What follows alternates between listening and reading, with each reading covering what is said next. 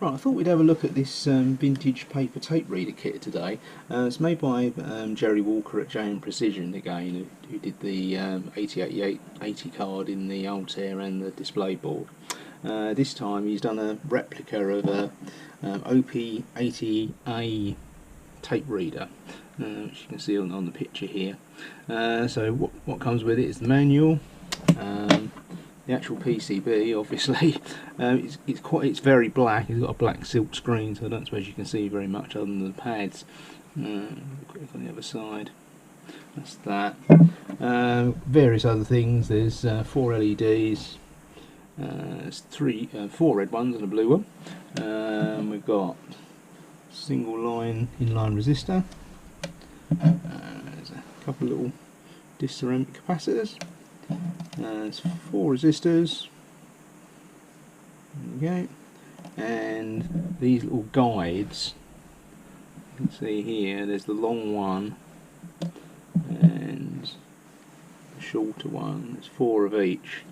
If you look on the picture, you can see, I think you can probably just about see it, there's the long ones are sort of supports, and the shorter ones are guides as the tape comes through across here.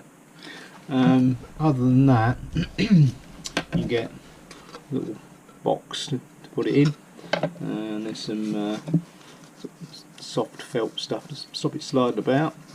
We've got a set of ICs here. There's I think there's 9 555 timers on there, and there's a 74LS37 and a 74LS74, and there's also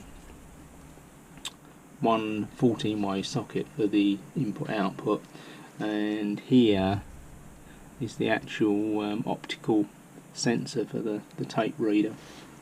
That's all the sockets you get, but what I've done, I've bought some more 8-way sockets so we can put all the ICs in the socket, and I've got a couple more 14 ways as well, so we can put everything in a socket.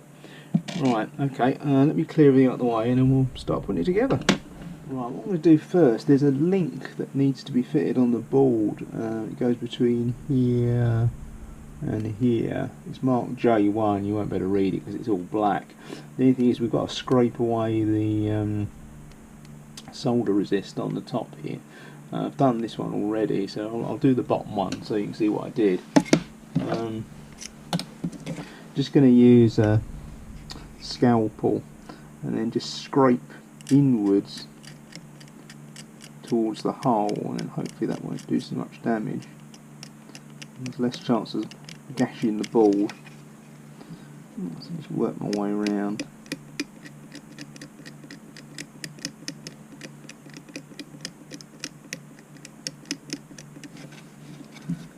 Take your time and gradually work your way around so you've got a nice sort of clean donut shape.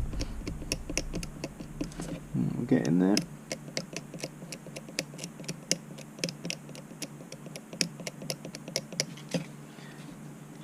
More over there.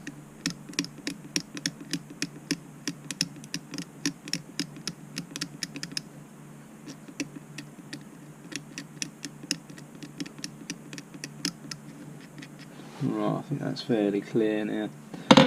Quick wipe over. Muck off there.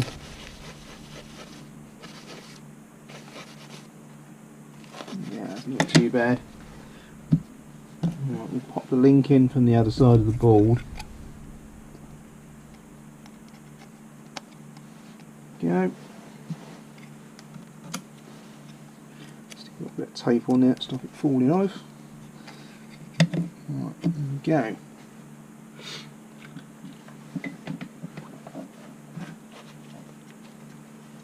Right, hopefully this will solder fairly easily.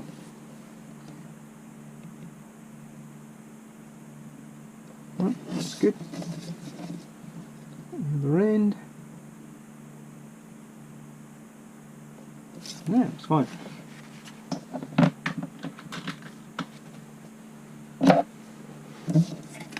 So to nip those off.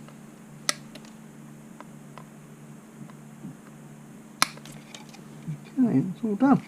Right, I think what I'll do next, as I usually do, try and put all the sort of low level components on first, and it stops the board wobbling about while you're trying to solder the taller components in. So the only thing you've got to watch is the direction of the IC, because they're not marked on the board, and the 14-way sockets need to go that way, so pin 1's up this end, and the 8-way sockets, get one out,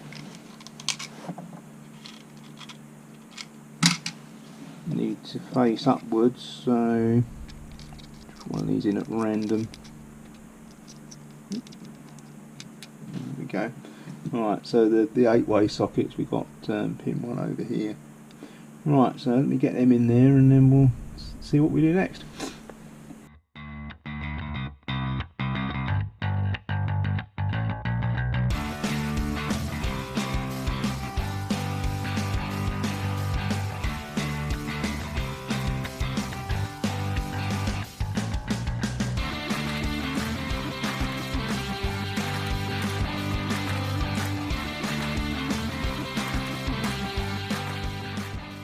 Right, that seems to have gone okay. Got all the sockets in. The only thing is, as most people have probably noticed by now, I can't count. This is a 16-way socket at the top here. Sorry about that one. I think what we'll do next is put the resistors in. All of these resistors are the same value, so they're not a problem. They go in this top area here. The thing to watch, I think, is this single inline resistor. Unfortunately, this is the worst marked one I've ever seen, to be quite honest. Pin 1's over here on the label side, but it is really not very clear at all. So if you've any doubt, what I'd recommend is using a meter. I'll just bring one over so we'll have a look that way, so you can see it. Right, so what I'll do, I'll clip on pin 1 one end, which is that one. Now we should read the same on each pin, hopefully, if we've actually got the pin 1. So there we go. So we've got 220k there, thereabouts. So if I try just another one at random, yeah, again we've got about 220k. So that's how you can figure it out. If you measure from the other end, you'll get a ridiculous value, obviously. Just something to watch. Get that out of the way. Right, let me clear this up and I shall start soldering them in.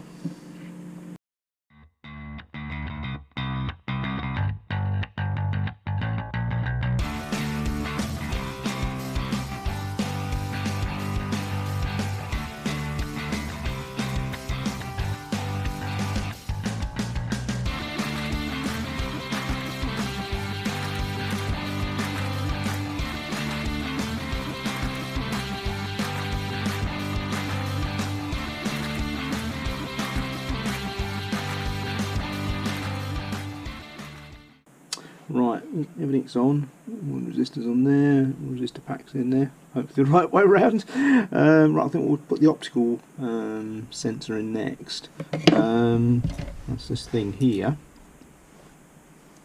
I don't know how easy it's going to be for you to be able to see it, but if you can see that corner, it's beveled. And that beveled corner is pin 1. And that needs to go towards the bottom of the board, so it needs to go in like that. So pin 1's down here, that's where the bevel is. Okay, put tape over there, fresh bits. We need to get this nice and flat.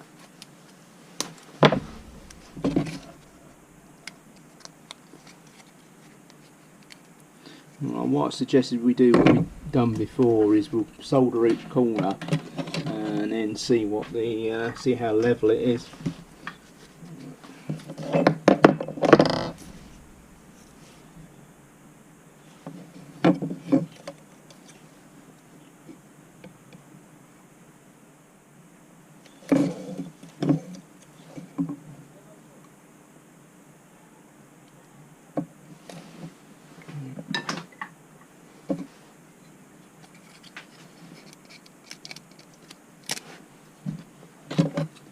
Right, okay, so that's in. Have a little look.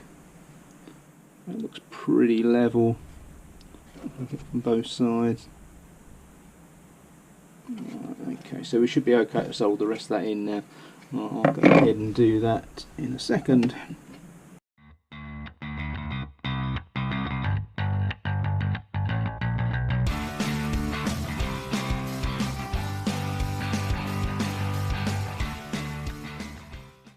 Right, next thing to do is to put these rails on to where the tape runs through. I've had a bit of an experiment on this side, try and figure out an easy way of doing it. What I've found is the distance under here is almost, well, looking at the side rather, it's about 3/16 of an inch. Just happen to have some 3/16 boltwood here, so I think the way to do it is to put these in the right way. Pop that one in.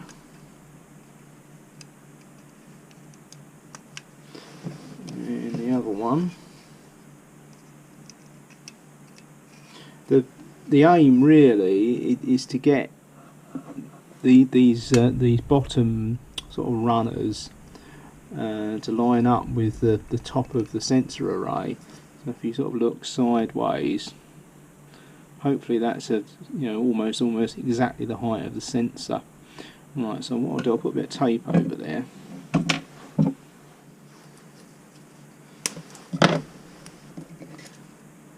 Just hold those down. I might put two bits on there actually, just in case.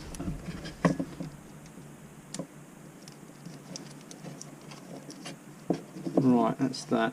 Now the other thing to watch, if you look from the side, is to try and get them actually horizontal, so if you sort of fiddle them around before you actually solder them.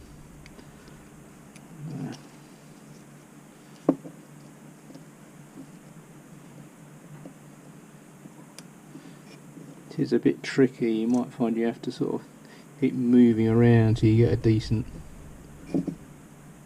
They look pretty square now. See that? A bit closer. There we go. And if I turn it upside down, it'd probably be easier, wouldn't it? You can see the pin sticking up. Right, okay.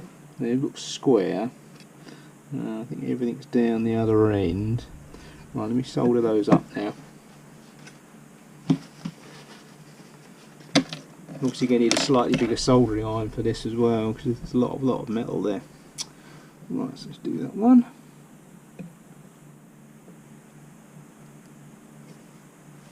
And do that one. Round.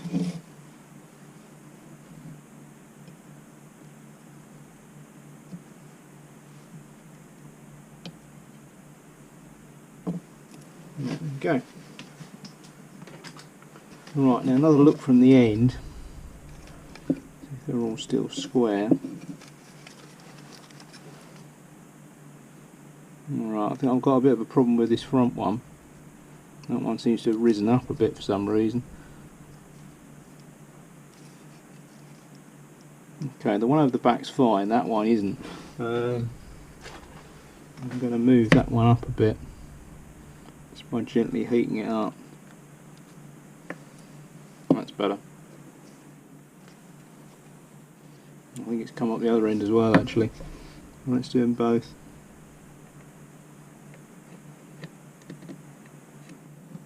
That one, check that one as well I think. Yeah, that one would come up as well. I suppose for good measure we might as well do that one as well, mightn't we? Yeah, they'd all risen up. Still don't think that one looks right. Right. Right, they're all square now. Take the tape off and have a look.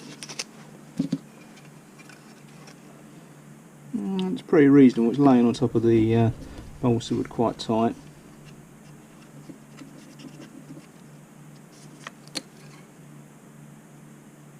Yeah, that's not too bad. I'll do, if I just lay a little bit of tape across there and see what happens.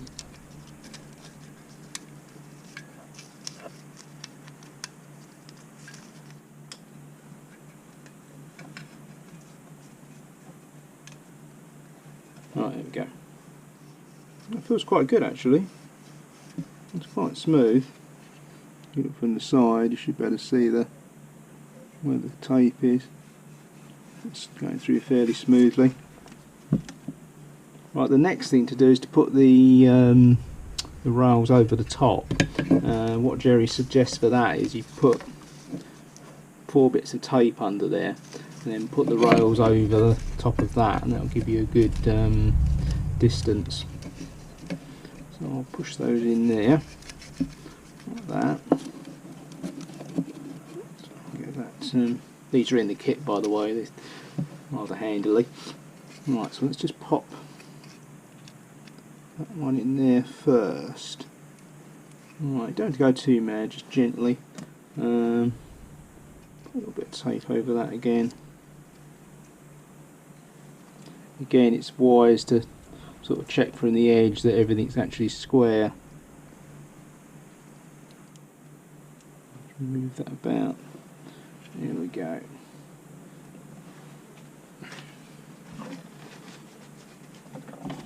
Let's do that one.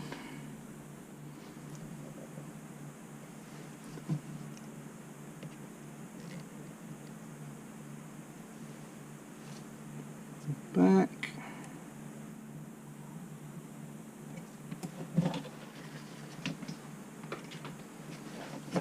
Let's have a look. Well, it looks square still, that's good. Tape off. Now, obviously this is all a bit tricky, so you need to spend some time on this. Otherwise ultimately your tape's not going to run through very well. Let's get that in.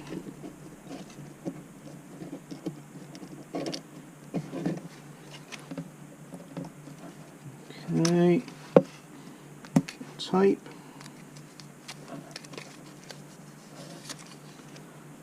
Get it square. So that looks pretty square.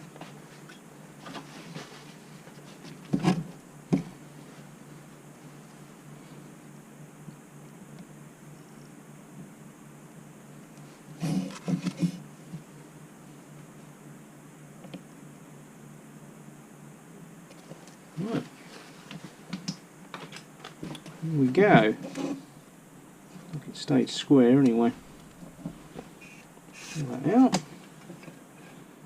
There we go. From the end. Right, acid test. Let's try the tape through it.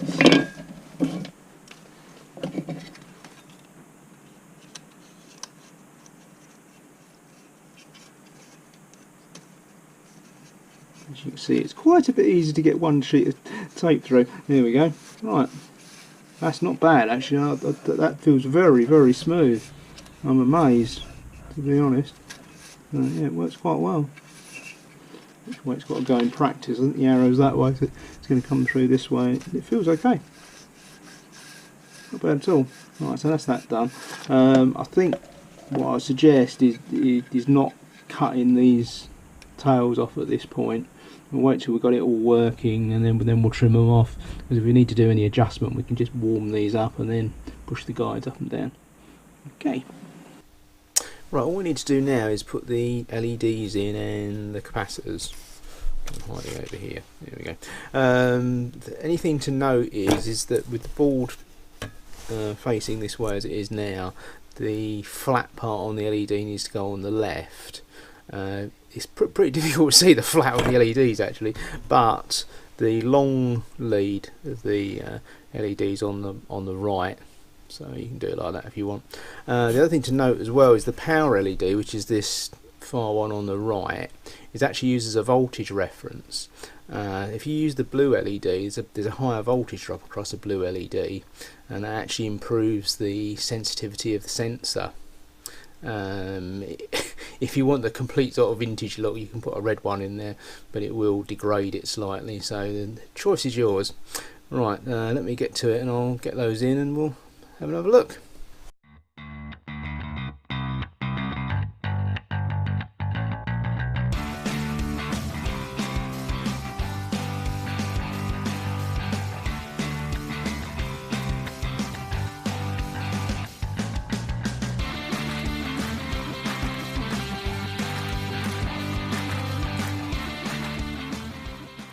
Right, all done. There we go. Put the LEDs in. I've popped the ICs in, so we can give it a quick try. I've also put it in its little box and stuck the felt on the bottom there. Don't be tempted to try and push this into the box too hard. If it doesn't go in easily, then this one didn't. I had to file it down this side. Not very much, just a hair. But this box is 3D printed, so if you try and force it in, it's not going to stretch. It's probably going to crack. So just watch that one. That's about it then. We'll just plug it in and give it a quick test.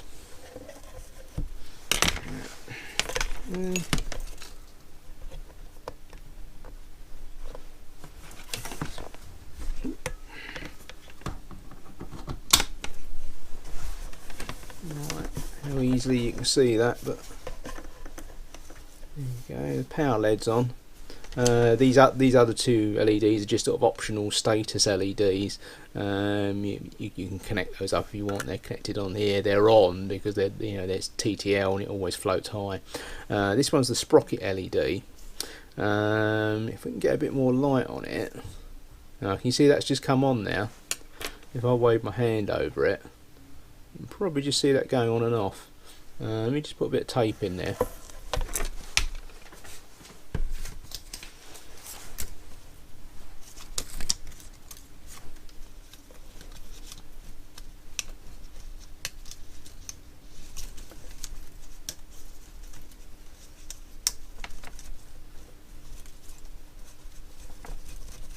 Right, I've got tape in there now. Now you should, hopefully, as I pull the tape through, I can't turn it too much because it won't have enough light. Oh, there you go. Right, it's on now. As I pull the tape through, if you look at the sprocket LED, can you see it flashing on and off? There we go. Obviously, the faster I pull it, the faster it will flash. So that seems to be working all right. Alright, so that'll do it for this one. Next time we'll try and hook it up to the Altair and see if we can actually read a tape. Okay, see you next time.